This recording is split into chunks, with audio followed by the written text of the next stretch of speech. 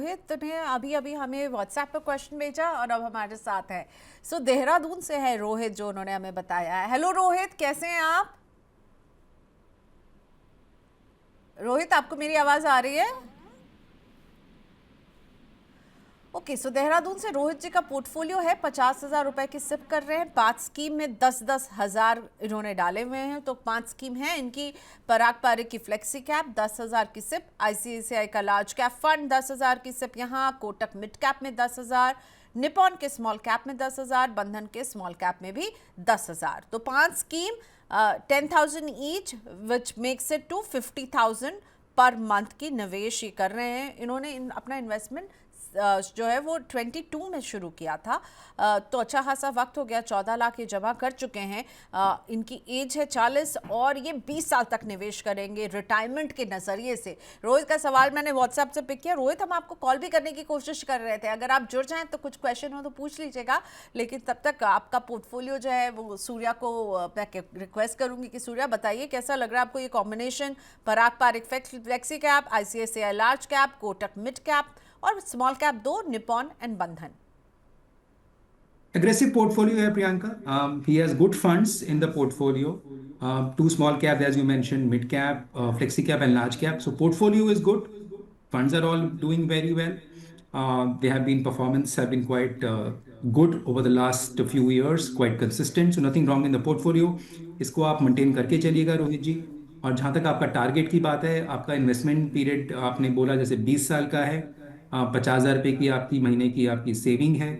और तो at an average if you take a 15% return over this 20 year period, आपकी जो प्रिंसिपल जो राशि निकल कर आती है वो अप्रॉक्सीमेटली है 1.2 crore. And with that 15% growth rate you will be able to reach close to around 6.5 crores, which is a good number. अब डिपेंड करता है कि आपका टारगेट क्या है, क्या आप अचीव कर रहे हैं, but that's what you will be able to achieve over a 20-year period from the money which you can save of 50,000 rupees a month.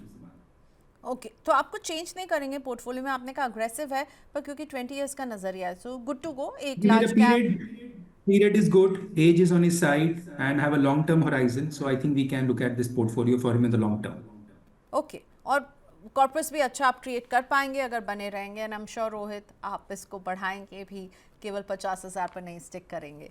Best of luck, आगे बढ़िए। और शरद चौधरी जी का क्वेश्चन मैं अब आपके सामने लेकर आती हूँ। शरद जी जो हैं वो निवेश कर रहे हैं, अभी ये भी 50,000 की सिप कर रहे हैं। निपॉन इंडिया के पावर एंड इंफ्रा फंड में 2,000, एसबीआई के मिड कैप फंड में 7,000, एसबीआई के पीएसयू फंड में 2,000, टाटा डिजिटल इंडिया फंड में 7,000, DSP Nifty next 50 index fund में 5,000, मोतीलाल ओसवाल के स्मॉल कैप फंड में 10,000, बंधन निफ्टी 50 इंडिया फंड में 6,000, पराग पारिक के फ्लेक्सी कैप फंड में 10,000, टर्म प्लान है 2 करोड़ का और 15 लाख का मेडिकल इंश्योरेंस है। क्या बात है, बहुत अच्छा लगता है जब आप लोग हमें बताते हैं केवल आप इन्वेस्ट नहीं कर रहे हैं बल्कि आपने वो अपने इर्द गिर्द वो सेफ्टी नेट भी बना के रखा है और ये 10 साल का नज़रिया रखते हैं। प्लस ये जो है ना, अपार्ट फ्रॉम दिस 50,000, 15,000 का और एडिशनल इन्वेस्टमेंट भी शरद करना चाहते हैं। तो पोर्टफोलियो कैसा लग रहा है और एडिशनल 15,000 कहाँ करें? पोर्टफोलियो में स्कीम्स ठीक लग रहे हैं क्या? शरद हमारे साथ हैं अभी, इनसे भी एक बार बात कर लेते हैं। हेलो शरद जी, कहाँ से बोल रहे हैं? नमस्कार, मैं नोएडा से बोल रहा हूँ। नमस्ते शरद जी, हम आपका पोर्टफोलियो देख रहे थे। सबसे पहले तो बधाई कि आपने जो लिखा है ना, सबसे आखिरी लाइन जो मेरे लिए सबसे इंपॉर्टेंट है कि आपने टर्म प्लान यानी अपने जीवन का बीमा और आपने हेल्थ इंश्योरेंस, ये दोनों ले रखा है। ये तो बहुत अच्छा काम किया है। और अभी जो ये 50,000 की जो आप सिप कर रहे हैं हर महीने अलग अलग ब्रेकअप के साथ, ये कब शुरू किया था आपने इन्वेस्टमेंट शरद जी? हेलो। हाँ, कब निवेश शुरू किया आपने? टर्म प्लान मेरे आई बिलीव एज 30-32 से स्टार्ट किया था मैंने। ओके, जब आप 30-32 साल के थे तब शुरू किया था, तो 10 साल ऑलरेडी हो चुके हैं सर पोर्टफोलियो को। हेलो। हाँ, आपने अपनी एज लिखी है 40+, तो आप कह रहे हैं जब आप 30-32 के थे तब शुरू किया था, तो अच्छा खासा वक्त बीत चुका है इस पोर्टफोलियो में, राइट? जी। ओके, तो शुरुआत 50,000 की या रकम से की थी या कम रकम से की थी और अब 50,000 हो गई है? नहीं, शुरुआत तो कम से करी थी, फिर धीरे धीरे जैसे सैलरी में इंक्रीमेंट हुआ, सैलरी इंक्रीज हुई, उसी हिसाब से इन्वेस्टमेंट भी इंक्रीज किया। क्या बात है, बहुत अच्छे बहुत अच्छे। और अच्छी बात, इंश्योरेंस पे आपने जोर रखा है, इंश्योरेंस भी लिया है, बहुत अच्छी बात है। सूर्या, आप कुछ पूछना चाहेंगे शरद से, या इनके पोर्टफोलियो को आप सीधा अब रिव्यू करके बताएंगे कि क्या चेंजेस करने चाहिए या कोई चेंज की ज़रूरत नहीं है?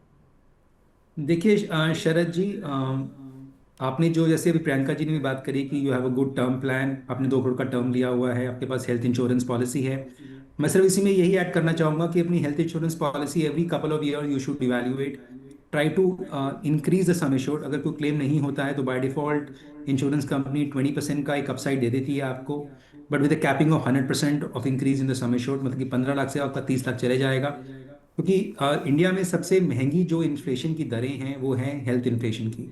अगर हम बात करते हैं कि 5 से 6% अगर हमारी एवरेज इन्फ्लेशन है, हेल्थ इन्फ्लेशन हमारी लगभग 15 से 20% की होती है। तो कोशिश करिए कि आप अपना हेल्थ इंश्योरेंस को हमेशा इवैल्यूएट करके चलिएगा, उसको अपनी टॉपअप करिएगा। आप टॉपअप प्लान लीजिए, सुपर टॉपअप प्लान लीजिए। अगर आपको लगता है पॉलिसी में कोई चेंज करना है तो उसको चेंज करिएगा। Every 2 years you need to evaluate both the term insurance also as well as your health insurance. Health insurance from the coverage as we I just said, और term insurance depending on your overall, आपकी जो needs हैं, आपकी जो family की requirements है, उसको नज़र रखते हुए इसको आप इवैल्यूएट करिएगा। कमिंग टू योर पोर्टफोलियो, आपने 3 फंड्स रखे हुए हैं जो कि सेक्टोरल फंड्स हैं। जैसे आपके पास एक पावर इन इंफ्रा है, आपके पास एक पीएसयू है, आपके पास एक आईटी है, digital India. So yes, all these 3 funds are doing well, so credit goes to you. The power infra has done quite well consistently. PSU has, as we all know, had done very well. Last few months we are seeing the the IT side picking up quite well, but so they have done well. Nothing to do with the funds per se, but as we always say, आप थोड़ा सा fund manager की choice के ऊपर छोड़िएगा। अगर आप उनके ऊपर ट्रस्ट कर ही रहे हैं, इन्वेस्ट कर ही रहे हैं, unless you are very bullish on any particular sector और थीम, उसमें आप मेंटेन रहिए। तो क्योंकि आपने बोला कि मैं 10 साल से मेंटेन हूँ और अगले 10 साल तक मैंने मेंटेन रहना है, तो that is not possible that one sector will do well. For example, अगर मैं बात करता हूँ पीएसयू की rally has come only in the last 2-3 years। उससे पहले PSU was not doing well at all. So I do not know आपके पास कब से पड़ा हुआ PSU. Similarly for IT also, last 2 years IT was not doing well. Now yes, we say it's a good fund, it's a good strategy to look at, but for the reason I just said कि आप उसको tactical call मत लीजिएगा unless you believe you want to go in and out। पर SIPs में हम recommend वो बिल्कुल भी नहीं करते। तो कोशिश करके आप डाइवर्सिफाई करिए पोर्टफोलियो को, और जो आप अपना इंक्रीज करना चाहते हैं अपने पोर्टफोलियो के अंदर, look at adding your the large and mid cap, adding multi cap to your portfolio. If you want to change the sectoral themes which you have, you can even look at that also. बाकी funds आपके सारे अच्छे हैं, other than the mid cap fund which you have, उसमें काफी under performance आ रही है। आपके पास जो मिड कैप फंड है उसको आप कंसिडर कर सकते हैं चेंज करने के लिए। So please look at that fund that is not doing well. Other than that I think you are good to go. Okay, चलिए अगले क्वेश्चन को लेकर आते हैं। और अगला क्वेश्चन जो है एक फादर का लेते हैं, क्योंकि आज हमने एजुकेशन की बात की तो कई लोगों ने कमेंट में लिखा कि ये टॉपिक उनके दिल के बहुत करीब है। Thank you so much. और इसी कड़ी में वसीम शेख जी पूछ रहे हैं आपसे सूर्या कि इनकी 2 बिटियां हैं, एक की एज है 7 और दूसरी की एज है 2, यानी एक बड़ी एक छोटी 2 साल की हैं, और दोनों की पढ़ाई और साथ ही में शादी, दोनों के लिए वो जो है इन्वेस्टमेंट शुरू करना चाहते हैं। 30,000 रुपये वो बचा पा रहे हैं जो अभी इन्वेस्ट करना चाहते हैं। तो लॉन्ग टर्म का गोल है 30,000 रुपये। अगर वसीम जी अपनी दोनों बिटिया के लिए इन्वेस्ट करना चाहते हैं, क्या सजेस्ट करेंगे आप? किस तरह की स्कीम्स चुनें अगर गोल है बच्चों की पढ़ाई और फिर बच्चों की शादी? देखिए Priyanka, it's a very valid one, और ये सबके लिए वैलिड है, this and for the people who are in this age bracket. अगर मैं बात करता हूँ, उनकी 2 डॉटर्स हैं, एक 2 साल की और एक 7 साल की। जो 7 years old girl has still 11 years to go for her higher education. ये मैं मान के चल रहा हूँ कि द रेगुलर एक्सपेंसेस जो उनके एजुकेशन पे हैं वो अपनी रेगुलर इनकम से ये मीट कर लेंगे। इनको सेविंग करनी चाहिए अपनी हायर एजुकेशन के लिए, अपनी डॉटर्स के लिए। तो बड़ी डॉटर के लिए भी अभी मेरे पास 11 साल का अंतराल है, समय है, तो आप उसको अच्छे तरीके से प्लान कर सकते हैं। And for the younger daughter I have 16 years, assuming the 18 years as a benchmark. तो 11 साल और 16 साल, which means subject to, of course, his risk appetite and capacity, he should definitely look at equity as an asset class to start an SIP book of the 30,000 rupees for creating a corpus for both the daughters. कोशिश करिए कि आप हर महीने वो 30,000 जो की राशि है आप सेव करें, उसको सालाना आप जितना बढ़ा सकते हैं बढ़ाइएगा। और जैसे हमने शुरुआत में बात करी, जो डिस्कशन कर रहे थे इस बारे में हम एजुकेशन के ऊपर ही, चाहे वो एजुकेशन हो या इवन मैरिज हो, तो उस केस में as you come close to that goal, जैसे ही आप आते हैं एक 9वें साल में, let's say for the elder daughter, उसका जो पार्ट ऑफ द कॉर्पस है उसको आप अपनी इक्विटी से रिड्यूस करके आप डेट में आ सकते हैं. And for the younger daughter, if it is 16 years to go, as we come closer to the 14th year, we should start consider withdrawing that. और जो सिप्स है मेरी, उनको चेंज करके इक्विटी बुक से मुझे डेट बुक में जाना पड़ेगा. तो that's the planning you need to do. Idea is how to grow the portfolio during the journey of creation of wealth for your daughters. आप उस पैसे को कैसे बढ़ाएंगे जब आपकी जर्नी चलती है, उसको ग्रो करने की, एक कॉर्पस बढ़ाने की, अपनी इन्फ्लेशन प्रोटेक्ट करने की, एक वैल्यू क्रिएट करने की. और जैसे ही आप अपने लक्ष्य के पास पहुंचते हैं, कैसे उसको मैं प्रोटेक्ट करूं उस कॉर्पस को, ताकि उसमें जो भी मार्केट्स का अपसाइड एंड डाउनसाइड है, वो मेरी जो वॉलेटिलिटी है इंडेक्स की, वो धीरे धीरे कम हो जाए, ताकि I do not got any surprises, any shocks as I come closer to meet my financial goal. Okay, तो आप कह रहे हैं डाइवर्सिफाइड इक्विटी फंड. एक इक्विटी फंड लें, 2 लें, 4 लें? एक सवाल ये, you can distribute this money, let's say in a 3 and 3 funds for both the girls, depending on how much you want to allocate. आप एक strategy ये भी इसमें यूज करते हैं Priyanka, because my assuming I want to provide equal to both my daughters, अगर मैं ऐसे बात करूं तो अभी क्योंकि मेरी younger daughter के लिए 16 साल हैं और elder daughter के लिए 11 साल हैं, I may even consider allocating a little higher amount for my elder daughter, because my compounding will only for 11 years, okay? और जो मेरी छोटी डॉटर है, बिकॉज मेरे पास 16 साल है, तो उसके लिए मैं एक छोटी, my allocation could be little smaller, थोड़ी कम राशि में सेव कर सकता हूँ. जैसे बात करते हैं, we can save 20,000 for the elder daughter, और छोटी बिटिया के लिए ये 10,000 सेव कर सकते हैं.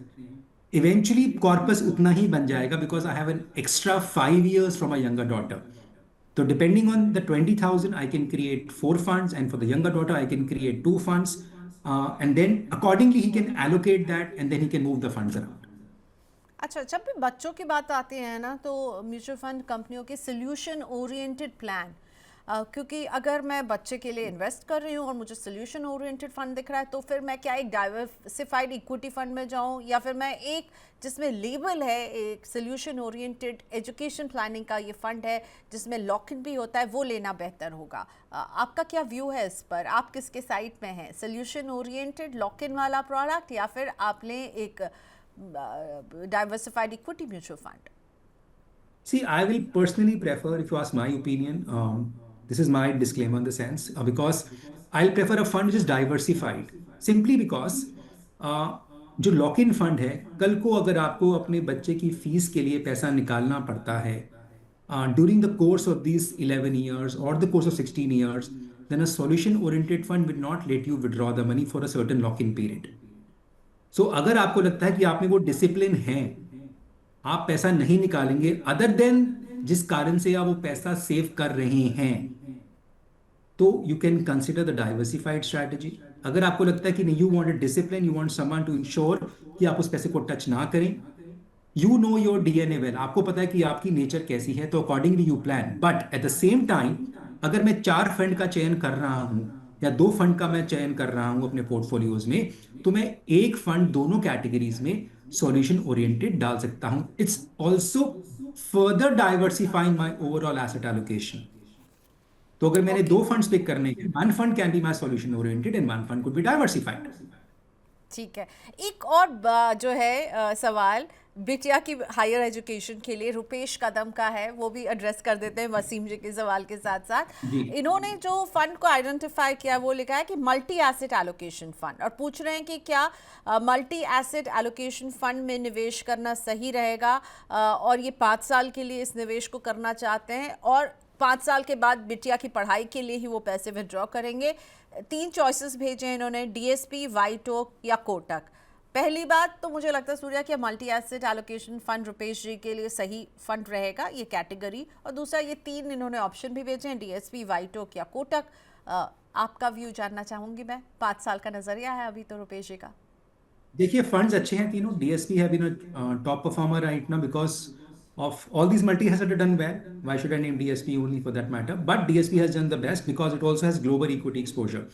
And the last 1 year we have seen global equities have seen a good rally. Hence that fund did exceedingly well. So all three funds have done quite well, तीनों फंड्स की अच्छी परफॉर्मेंस रही है. Main कारण is actually because of the multi asset as we name say includes gold and silver. तीनों funds के बाद gold and silver का एक्सपोजर है, which all we all know and we have discuss this also. हमने यहीं पर discuss भी किया हुआ है प्रियंका कि गोल्ड एंड सिल्वर के बारे में. They have seen a huge rally over the last 1 year, this calendar year. So उस कारण से मल्टी एसेट की returns have been extraordinary if I say so. Do not come in this fund based on the past performance. आप इस fund में इसलिए मत आएं क्योंकि लास्ट 1 year में 2 years में परफॉर्मेंस बहुत अच्छी रही है.